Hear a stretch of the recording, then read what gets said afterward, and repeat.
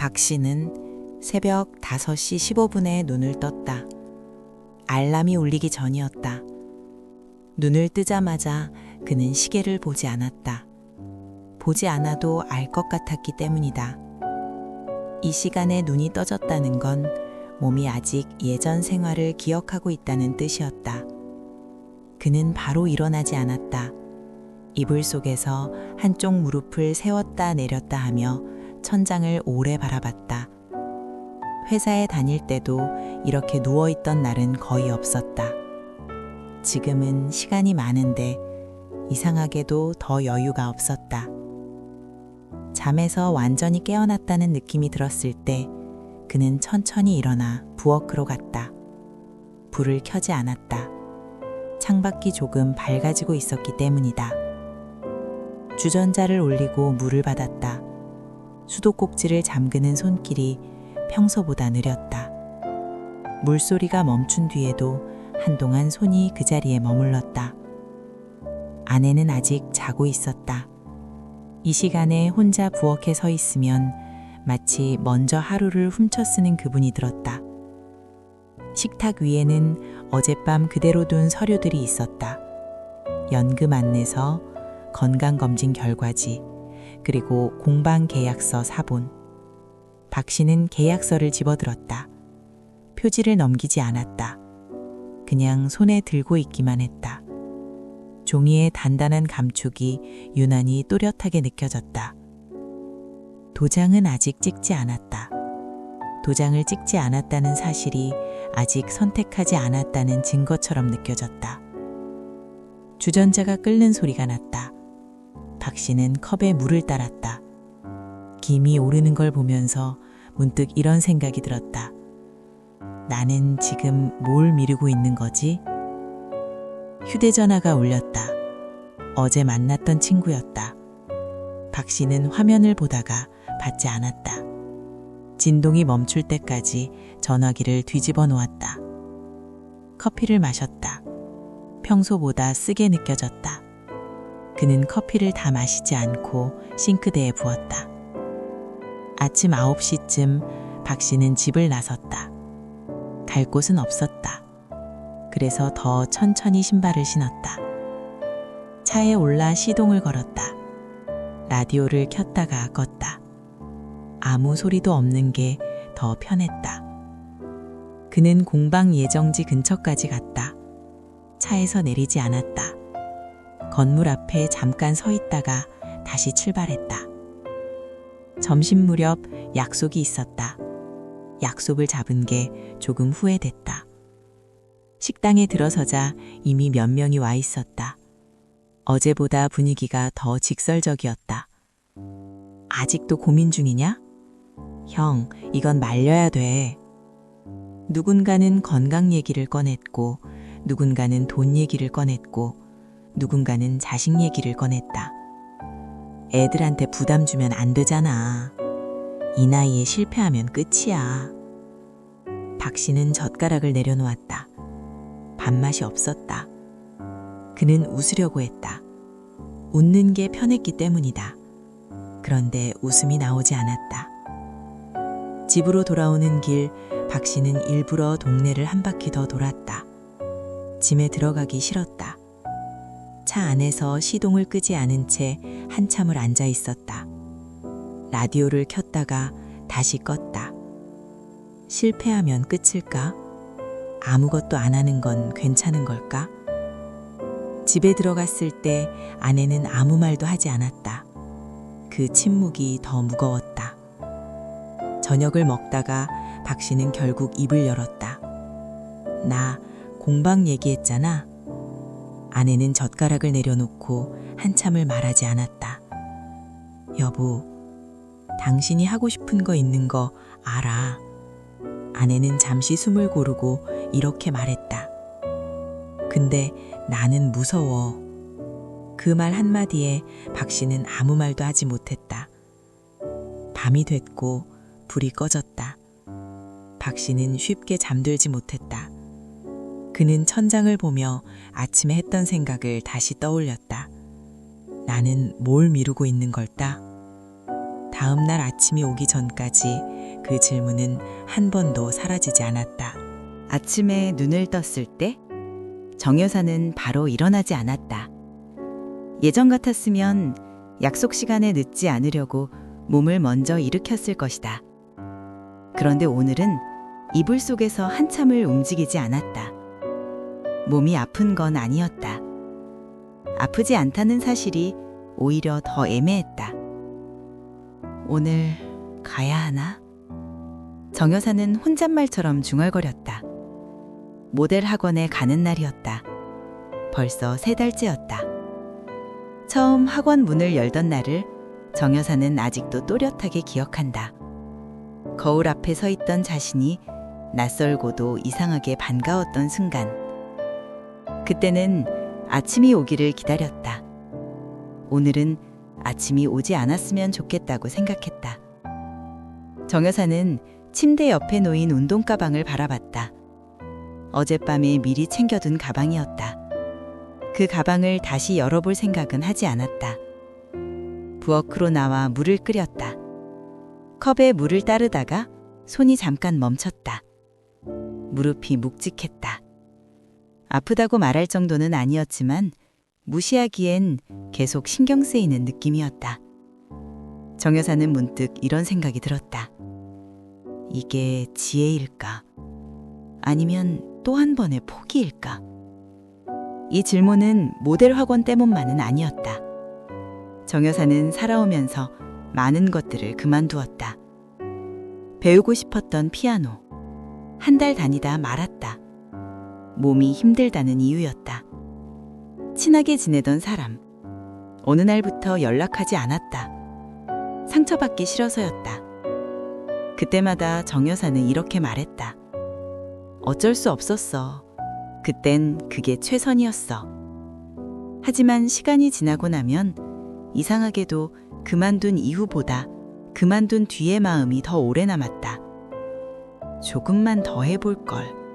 그때 왜 그렇게 서둘렀을까? 정 여사는 컵을 내려놓고 의자에 앉았다. 아무도 재촉하지 않았는데 마음은 계속 서두르고 있었다. 그때 전화가 울렸다. 딸이었다. 엄마, 오늘 학원 가? 정 여사는 잠깐 망설이다가 대답했다. 아직 모르겠어. 전화기 너머로 딸의 숨소리가 잠깐 들렸다. 엄마가 힘들면 이제 그만해도 돼. 그 말이 정 여사를 더 흔들었다. 전화를 끊고 나서 정 여사 한동안 전화기를 내려놓지 못했다. 힘들면 그만해도 된다. 그 말은 따뜻했지만 이상하게도 마음 한쪽이 서늘해졌다. 정 여사는 가방을 들었다가 다시 내려놓았다. 그리고 스스로에게 묻기 시작했다. 지금 멈추면 정말 편해질까? 아니면 나중에 더 아플까? 정 여사는 학원에 가지 않았다. 대신 집 근처 공원을 걸었다. 천천히 걸었다. 무릎이 어떤지, 몸이 뭐라고 말하는지 하나하나 느끼면서 걸었다. 벤치에 앉아 숨을 고르며 정 여사는 결론을 내렸다. 나는 그만두고 싶은 게 아니라 속도를 바꾸고 싶은 거야. 그날 저녁 정 여사는 학원에 전화를 걸었다. 당분간 수업 횟수를 줄이고 싶어요. 전화를 끊고 나서 정 여사는 처음으로 마음이 조금 가벼워졌다는 걸 느꼈다. 포기는 모든 걸 내려놓는 것이다. 하지만 지혜는 방향을 다시 잡는 것이다. 정 여사는 도망치지 않았다. 그리고 억지로 버티지도 않았다. 그날 밤 정 여사는 이런 생각을 했다. 이 선택을 내년에 내가 이해해 줄 것 같아. 그 생각이 들자 비로소 잠이 왔다. 그만두는 것과 포기하는 것은 다르다. 그 차이를 아는 사람만이 인생의 다음 장을 조용히 열 수 있다. 다음 날 아침 정 여사는 전날보다 조금 늦게 눈을 떴다. 알람을 끄지 않았다. 알람이 울리기 전에 스스로 일어났기 때문이다. 몸이 아주 가볍지는 않았다. 그렇다고 무겁지도 않았다. 어제보다 몸의 상태가 조금 더 분명하게 느껴졌다. 정 여사는 이불을 개지 않았다. 예전 같으면 괜히 부지런한 척하며 정리부터 했을 것이다. 오늘은 굳이 그러고 싶지 않았다. 부엌으로 나가 밥을 짓고 국을 데웠다. 아무 생각 없이 하던 일이었는데 그날은 하나하나가 또렷하게 느껴졌다. 숟가락을 들었다가 다시 내려놓았다. 문득 이런 생각이 들었다. 나는 지금 멈춘 걸까? 아니면 방향을 바꾼 걸까? 정 여사는 전날 공원에서 했던 선택을 다시 떠올렸다. 그때는 당장 숨이 쉬어져서 그것으로 충분하다고 느꼈다. 하지만 하루가 지나자 또 다른 마음이 고개를 들었다. 이 선택이 나를 지켜줄까? 정 여사는 달력을 보았다. 학원 수업 날짜가 빼곡히 적혀 있었다. 그중 몇 개의 펜으로 작은 동그라미를 그렸다. 빠지는 날이었다.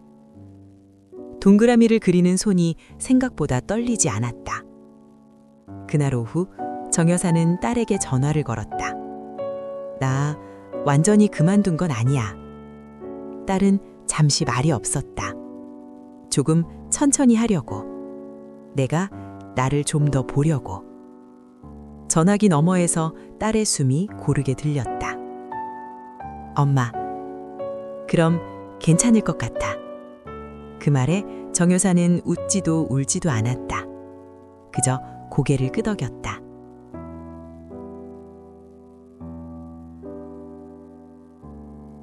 그 다음 주 수요일 아침, 정 여사는 평소보다 조금 일찍 눈을 떴다. 알람이 울리기 전이었다. 일어나야 할 이유가 있는 날은 몸이 먼저 안다는 걸 정 여사는 알고 있었다. 일어나자마자 무릎을 먼저 살폈다. 어제와 크게 다르지 않았다. 아프다고 말할 만큼은 아니었고 괜찮다고 넘길 만큼도 아니었다. 정 여사는 잠시 침대 끝에 앉아 양손으로 무릎을 감싸쥐었다. 손바닥에서 전해지는 온기를 천천히 느꼈다. 오늘은 가보자. 누구에게 하는 말도 아니었다. 그냥 공기 중에 두는 말이었다. 부엌으로 나가 밥을 짓고 국을 데웠다. 숟가락을 들고 먹는 동안에도 마음은 자꾸 문 쪽으로 향했다. 운동 가방은 현관 한쪽에 놓여 있었다. 며칠 전보다 확실히 가벼워 보였다. 정 여사는 가방을 들었다가 다시 내려놓았다. 신발을 신기 전에 거울 앞에 섰다. 예전처럼 잘 보이려고 서 있는 건 아니었다. 지금의 얼굴이 어떤지 보려고 서 있었다. 괜찮다. 짧게 말하고 현관문을 열었다. 엘리베이터 안에는 아무도 없었다.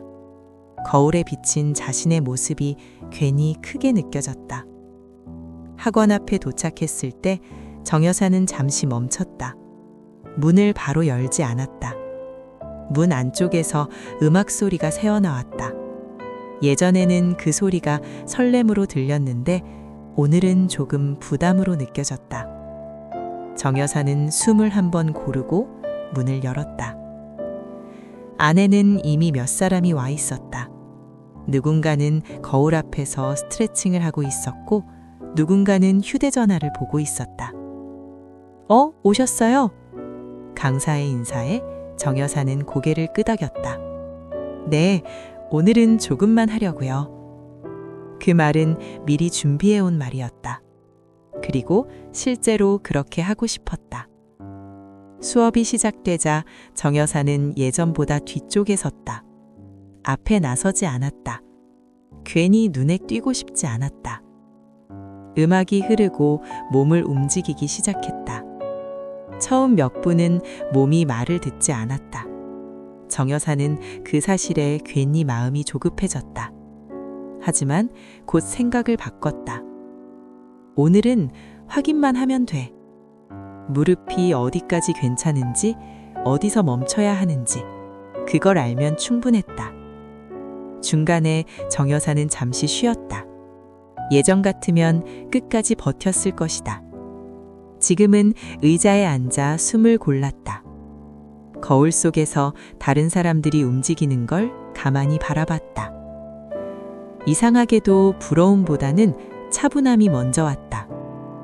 나는 내 속도로 가고 있네. 수업이 끝나고 강사가 다가와 말했다. 오늘은 좀 무리 안 하셨네요. 정 여사는 웃으며 대답했다. 네, 이제는 그게 더 중요해요.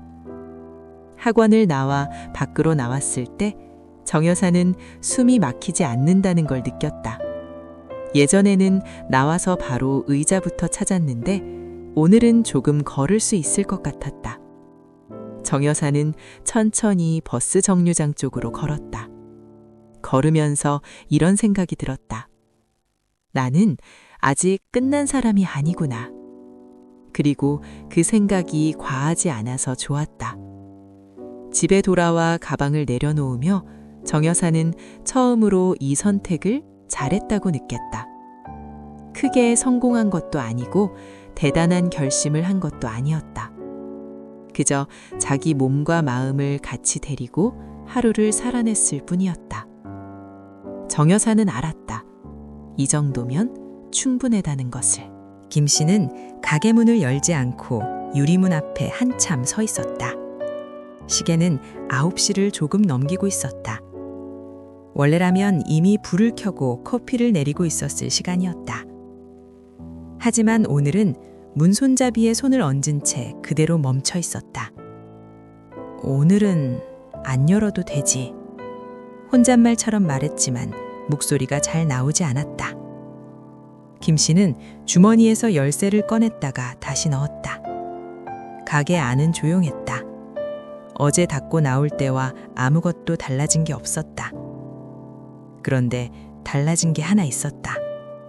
김 씨의 마음이었다. 전날 밤 그는 매출표를 다시 봤다. 이번 달도 적자였다. 숫자는 더 이상 놀랍지 않았다. 놀라운 건 숫자를 봐도 이제 마음이 크게 움직이지 않는다는 사실이었다. 언제부터 이 숫자에 익숙해졌지? 김 씨는 가게 문을 열었다.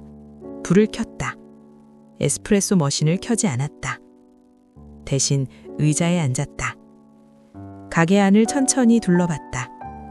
벽에 걸린 사진들, 손님들이 두고 간 책갈피, 아이들이 낙서해 놓은 종이. 하나하나가 처음엔 우연이었고 어느새 일상이 됐다. 김 씨는 계산대 서랍을 열었다. 그 안에는 확장공사 견적서가 들어있었다. 한때는 이 가게를 조금 더 키워볼까 생각했다.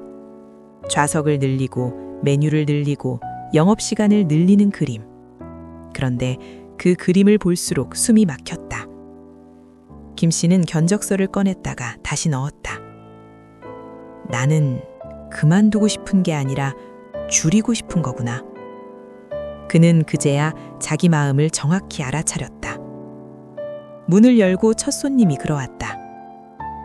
오늘은 좀 늦으셨네요? 김 씨는 웃으며 말했다. 네, 조금 생각할 게 있어서요. 손님은 고개를 끄덕이고 자리에 앉았다. 김 씨는 커피를 내렸다. 예전보다 조금 천천히. 그 속도가 이상하게도 마음에 들었다. 그날 오후, 김 씨는 가게 문을 잠시 닫았다. 점심시간이 막 지난 뒤였다.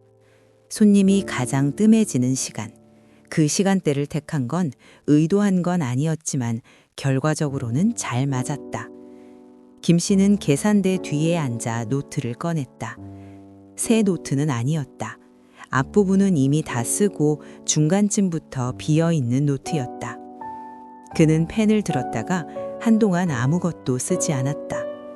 무엇을 적어야 할지보다 어디서부터 적어야 할지가 더 어려웠다. 김 씨는 먼저 확장이라는 단어를 적었다.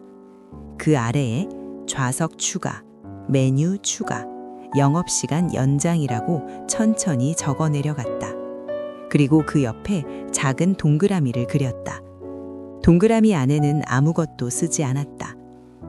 이게 다 내가 감당할 수 있는 걸까? 김 씨는 노트를 덮었다.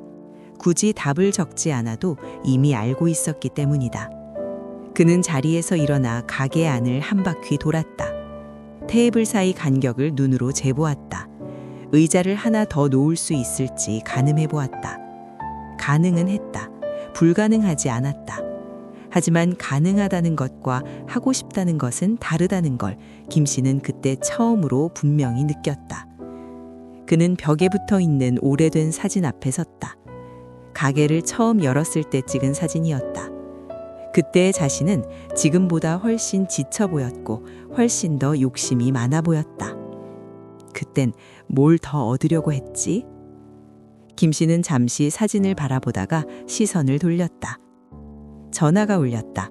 부동산 중개인이었다. 사장님, 지난번에 말씀드린 확장권 있잖아요. 이번 주 안에 결정하셔야 할 것 같아요. 김 씨는 바로 대답하지 않았다. 조금만 더 생각해보고 다시 연락드릴게요. 전화를 끊고 나서 김 씨는 한동안 그 자리에 서 있었다. 예전 같았으면 불안했을 것이다. 기회를 놓치는 건 아닐지, 뒤처지는 건 아닐지. 그런데 그날은 이상하게도 조금 편안했다. 이건 도망치는 게 아니야. 김 씨는 다시 계산대에 앉아 노트를 펼쳤다. 이번에는 이렇게 적었다. 줄인다. 확장하지 않는다. 지금의 가게를 지킨다. 그 아래에 아주 작게 한 줄을 더 적었다. 그래도 이 가게는 계속 연다. 펜을 내려놓고 나서 김 씨는 숨을 길게 내쉬었다. 마치 오랫동안 들고 있던 짐을 잠시 내려놓은 것처럼. 그때 문이 열리고 단골 손님이 들어왔다. 사장님, 오늘은 좀 한가해 보이네요? 김 씨는 웃으며 말했다. 네, 오늘은 조금 덜 벌려고요. 손님은 무슨 말인지 잘 모른다는 듯 웃었다. 김 씨는 커피를 내리며 생각했다. 덜 벌어도 되는 날이 내 인생에 와도 되지. 그날 오후 김 씨는 가게 문을 예정보다 일찍 닫았다. 집으로 돌아오는 길 해가 아직 남아 있었다. 김 씨는 그 해를 보며 이런 생각을 했다. 이 정도면 충분하다. 그리고 그 생각이 거짓말이 아니라는 걸 처음으로 느꼈다. 다음 날 아침, 김 씨는 평소보다 조금 늦게 가게에 도착했다. 서두르지 않았다. 어제보다 마음이 조금 가벼웠기 때문이다. 문을 열기 전에 김 씨는 유리문에 비친 자신의 얼굴을 잠깐 봤다. 예전과 크게 다르지 않았다. 그런데도 어딘가 달라 보였다. 문을 열고 불을 켰다. 에스프레소 머신을 켰다. 기계가 예열되는 소리를 김 씨는 가만히 들었다. 그 소리는 이 가게가 아직 살아있다는 증거 같았다. 첫 커피를 내리며 김 씨는 생각했다. 나는 이 가게로 뭘 벌고 싶은 걸까? 돈이 전부였다면 아마 오래전에 문을 닫았을 것이다. 손님이 하나둘 들어왔다. 급하게 주문하지 않았다. 김 씨도 급하게 움직이지 않았다. 한 손님이 말했다. 사장님, 여기 오면 시간이 좀 느려지는 것 같아요. 김 씨는 잠시 손을 멈췄다. 그 말 처음 듣네요. 손님은 웃으며 말했다. 아니요, 그래서 오는 거예요. 그 말은 김 씨 마음속에 조용히 남았다. 점심이 지나고 아이 둘이 들어왔다. 책을 골라 바닥에 앉아 읽기 시작했다. 김 씨는 아무 말도 하지 않았다. 쫓지 않았다. 눈치 주지 않았다. 아이들이 웃으며 나갈 때 김 씨는 계산대에서 고개만 끄덕였다. 그날 매출은 여전히 많지 않았다. 하지만 김 씨는 매출표를 바로 보지 않았다. 대신 가게 안을 한 번 더 둘러봤다. 조용히 커피를 마시는 사람, 창밖을 보는 사람, 책장을 넘기는 소리. 김 씨는 이 장면이 사라지지 않았으면 좋겠다고 처음으로 생각했다. 해가 질 무렵 김 씨는 가게 문을 닫았다. 예전 같았으면 하루를 돌아보며 부족한 걸 먼저 생각했을 것이다. 오늘은 달랐다. 이 가게를 계속 열고 싶은 이유가 아직 있구나. 집으로 가는 길 김 씨는 발걸음을 조금 늦췄다. 서두르지 않아도 괜찮은 하루였다. 김 씨는 알았다. 확장을 포기한 게 아니라 자기 삶을 다시 선택했다는 걸. 그리고 이 가게는 그 선택을 조용히 증명해주고 있다는 걸. 처음에 이런 이야기를 하나 떠올려 봅니다. 세계적인 전자상거래 업체 아마존의 창업자 제프 베이조스는 이런 말을 했습니다. 비판을 참을 수 없다면 새롭거나 흥미로운 일은 하지 마라. 이 말은 젊은 창업자에게만 해당하는 이야기가 아닙니다. 오히려 인생을 오래 살아온 사람에게 더 정확하게 와닿는 말입니다. 우리는 이미 알고 있기 때문입니다. 비판은 언제나 걱정이라는 얼굴을 하고 찾아온다는 것을. 그 나이에 왜 그래? 괜히 시작했다가 상처만 받지 마. 지금도 충분한데 꼭 그래야 해? 박 씨는 그 말을 들었습니다. 정 여사도 들었고 김 씨도 들었습니다. 그리고 그 말들은 모두 틀리지 않았습니다. 하지만 그 말들은 그 사람들의 인생을 끝까지 책임져 주지는 않습니다. 타인의 지동은 늘 친절합니다. 안전해 보이고 검증된 길처럼 보입니다. 하지만 그 지도는 당신의 하루를 대신 살아주지 않고 당신의 밤을 대신 견뎌주지 않습니다. 결국 남는 건 당신이 어떤 선택을 했는지가 아니라 그 선택을 당신이 감당하며 살고 있는가입니다. 베이조스의 말은 용기를 부추기기 위한 말이 아니었습니다. 그 말의 진짜 뜻은 이것에 더 가깝습니다. 비판이 무서워서 아무것도 하지 않는 선택 역시 하나의 선택이다. 그리고 이제 인생의 후반에 서 있는 우리는 그 선택의 무게를 이미 충분히 알고 있습니다. 그래서 남의 지도를 접고 내 발밑을 보는 일을 늦었다고 말할 수는 없습니다. 오히려 지금이 가장 정확한 때일지도 모릅니다. 비판을 견뎌냈다는 이유로 대단해질 필요는 없습니다. 다만 그 비판에 눌려 자기 인생을 남의 말로 정리하지 않았다는 것. 그것만으로도 당신의 길은 이미 충분히 의미가 있습니다. 지금까지 시니어 지혜 모자이크였습니다. 당신의 길에는 아직도 당신만이 아는 방향이 남아 있습니다.